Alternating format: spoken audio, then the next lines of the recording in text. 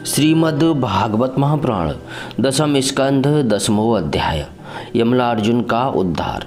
इससे पूर्व के अध्याय में हमने भगवान श्री कृष्ण का ऊखल से बांधा जाना इसके विषय में श्रवण किया। अब आगे नारायणं नमस्कृत्य नरं चैव नरोत्तमं देवीं सरस्वतीं व्यासं ततो जयमुदीरयेत्। राजा परीक्षित ने पूछा, भगवान आप कृपया यह बतलाइए कि नलकूबर और मणिग्रीव को शाप क्यों मिला? उन्होंने ऐसा कौन सा निंदित कर्म किया था जिसके कारण परम शांत देवर्षि नारद जी को भी क्रोध आ गया?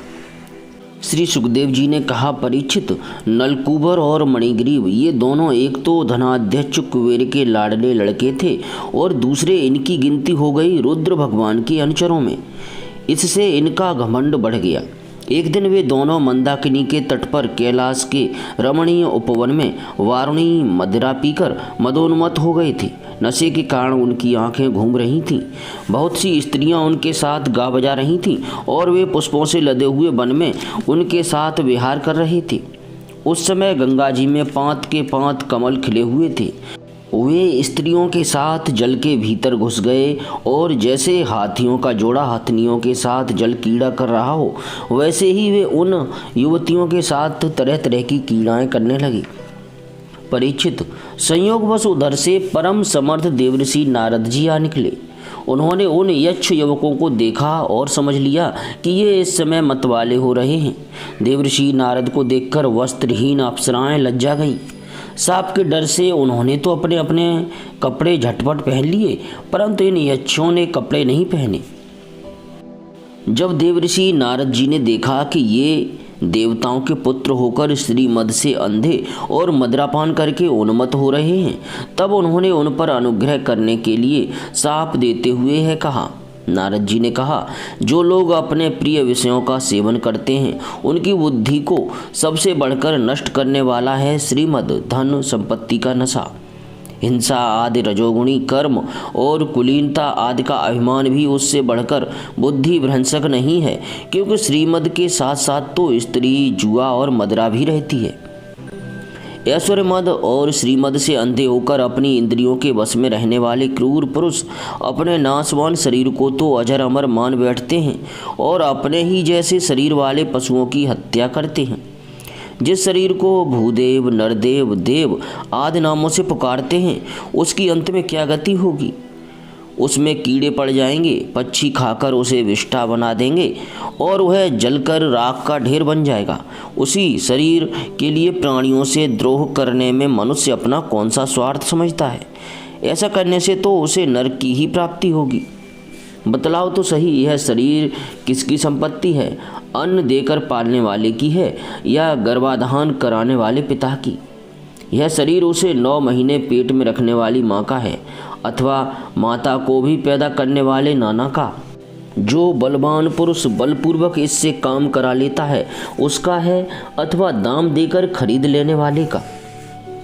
चिता की जिस धधकती आग में यह जल जाएगा उसका है अथवा जो कुत्ते सियार इसको चीत चीत कर खा जाने की आशा लगाए बैठे हैं उनका?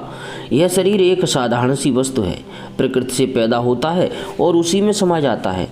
ऐसी स्थिति में मूर्ख पशुओं के सिवा और ऐसा कौन बुद्धिमान है जो इसको अपना आत्मा मानकर दूसरों को कष्ट पहुंचाएगा, उनके प्राण लेगा? जो दुष्ट श्रीमद से अंधे हो रहे हैं उनकी आंखों में ज्योति डालने के लिए दरिद्रता ही सबसे बड़ा अंजन है, क्योंकि दरिद्र यह देख सकता है कि दूसरे प्राणी भी मेरे ही जैसे हैं।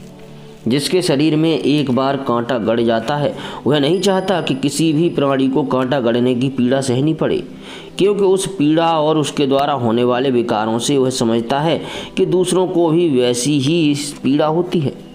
परंतु जिसे कभी कांटा गड़ा नहीं है वह उसकी पीड़ा का अनुमान नहीं कर सकता। दरिद्र में घमंड और हेकड़ी नहीं होती, वह सब तरह के मदों से बचा रहता है। बल्कि देववश उसे जो कष्ट उठाना पड़ता है वह उसके लिए एक बहुत बड़ी तपस्या भी है।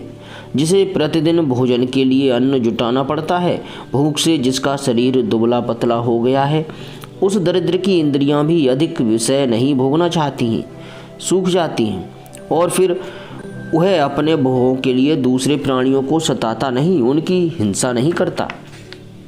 यद्यपि साधु पुरुष समदर्शी होते हैं, फिर भी उनका समागम दरिद्र के लिए ही सुलभ है, क्योंकि उसके भोग तो पहले से ही छूटे हुए हैं। अब संतों के संग से उसकी लालसा तृष्णा भी मिट जाती है और फिर शीघ्र ही उसका अंतःकरण शुद्ध हो जाता है।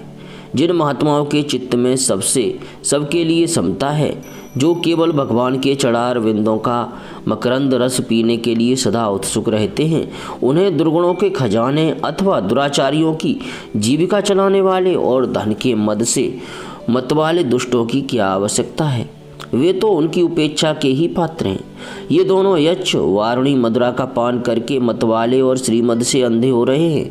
अपनी इंद्रियों के अधीन रहने वाले इन स्त्री लंपट यक्षों का अज्ञान जनित मद मैं चूर चूर कर दूंगा। देखो तो सही कितना अनर्थ है कि ये लोकपाल कुबेर के पुत्र होने पर भी मदोन्मत्त होकर अचेत हो रहे हैं, और इनको इस बात का भी पता नहीं है कि हम बिल्कुल नंग धड़ंग हैं। इसलिए ये दोनों अब वृक्ष योनि में जाने के योग्य हैं। ऐसा होने से इन्हें फिर इस प्रकार का अभिमान न होगा।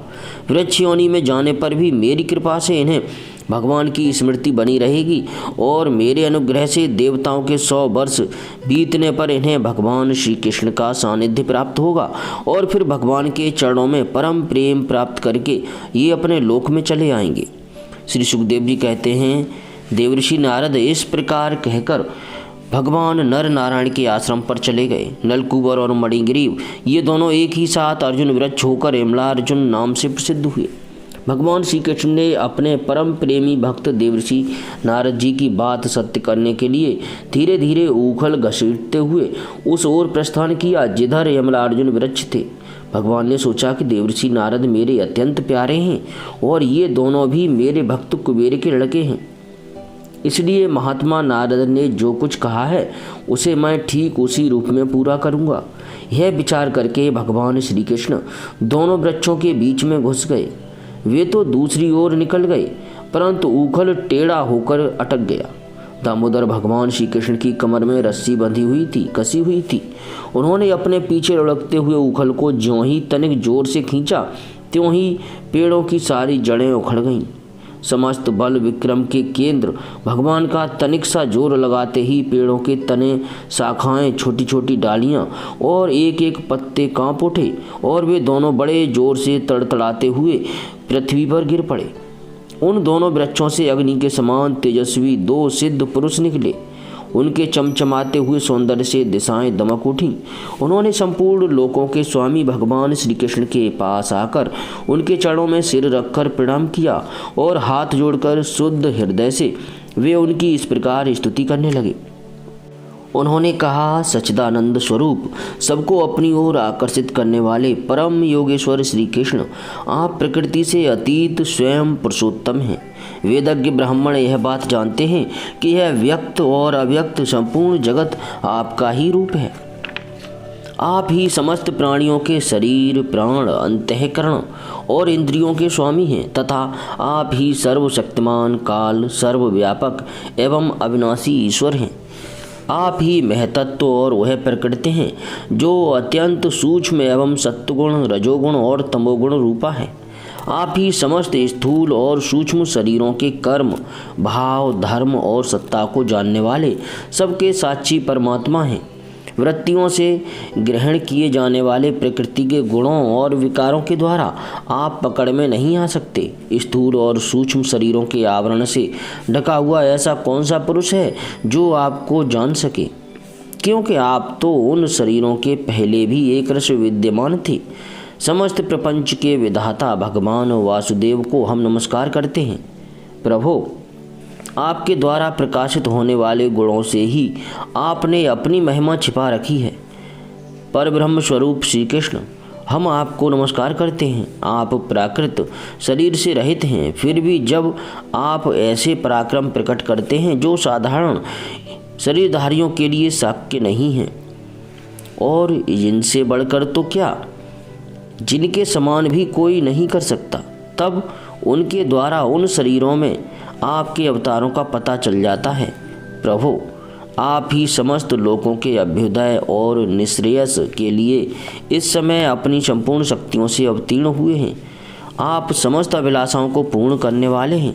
परम कल्याण अर्थात साध्य स्वरूप आपको नमस्कार है। परम मंगल अर्थात साधन स्वरूप आपको नमस्कार है। परम शांत सबके हृदय में विहार करने वाले यदुवंश शिरोमणि श्री कृष्ण को नमस्कार है। अनंत हम आपके दासानुदास हैं, आप यह स्वीकार कीजिए। देवऋषि भगवान नारद के परम अनुग्रह से ही हम अपराधियों को आपका दर्शन प्राप्त हुआ है। प्रभु, हमारी वाणी आपके मंगलमय गुणों का वर्णन करती रहे, हमारे कान आपकी रसमयी कथा में लगे रहें, हमारे हाथ आपकी सेवा में और मन आपके चरण कमलों की स्मृति में रम जाए। यह संपूर्ण जगत आपका निवास स्थान है, हमारा मस्तक सबके सामने झुका रहे। संत आपके प्रत्यक्ष शरीर हैं, हमारी आंखें उनके दर्शन करती रहें। श्री सुखदेव जी कहते हैं, सौंदर्य माधुर्य निधि गोकुलेश्वर श्री कृष्ण ने नलकूबर और बड़ी ग्रीव के इस प्रकार स्तुति करने पर रस्सी से ऊखल में बंधे बंधे ही हंसते हुए उनसे कहा। श्री भगवान ने कहा, तुम लोग श्रीमद से अंधे हो रहे थे। मैं पहले से ही यह बात जानता था कि परम कारुणिक देवऋषि नारद ने शाप देकर तुम्हारा ऐश्वर्य नष्ट कर दिया और इस प्रकार तुम्हारे ऊपर कृपा की। जिनकी बुद्धि समदर्शिनी है और हृदय पूर्ण रूप से मेरे प्रति समर्पित है, उन साधु पुरुषों के दर्शन से बंधन होना ठीक वैसे ही संभव नहीं जैसे सूर्योदय होने पर मनुष्य के नेत्रों के सामने अंधकार का होना। इसलिए नलकूबर और मणिग्रीव, तुम लोग मेरे परायण होकर अपने अपने घर जाओ।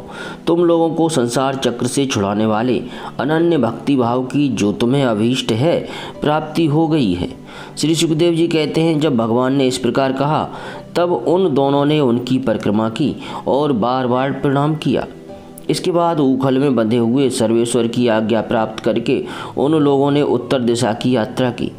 श्रीमद् भागवत महापुराण 10वां स्कंद 10वां अध्याय समाप्त। जय श्री कृष्ण।